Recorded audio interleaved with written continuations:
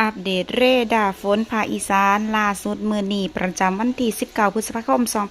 2568ก่อนจะไปรับชมรับฟังก็ฝากทุกท่านกดติดตามให้เด้อขอบพระคุณได้หลายไปรับชมรับฟังกันเลยค่ะสำหรับมื้อนี้ภาคอีสานจะมีฝนฟ้าคะนองประมาณ60%ของพื้นที่แอดมินก็จะแจ้งเรดาร์ล่าสุดว่ามีฝนอยู่อำเภอใดแน่ไปรับชมกันเลยจ้าตรวจพ่อกลุ่มฝนอ่อนถึงปานกลางอยู่ในเขตอำเภอสีเชียงใหม่ทาบอสะไคร่เมืองจังหวัดหนองคายอำเภอโพนพิสัยจังหวัดหนองคาย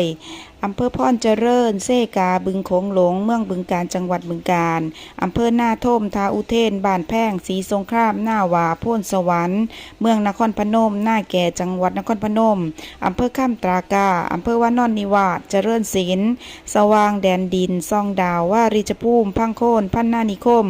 อากาศอำนวยกุสุมานจังหวัดสกลนครอำเภอสามชัยสาสขันธ์จังหวัดกาฬสินธุ์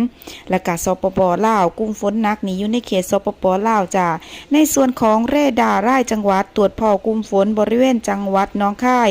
บึงกาฬหนองบัวลำพูอุดรธานีสกลนครนครพนมขอนแก่นกาฬสินธุ์มุกดาหารมหาสารคามจ้าคลิปนี้แอดมินลาไปแล้วพบกันใหม่คลิปหน้าสวัสดีค่ะ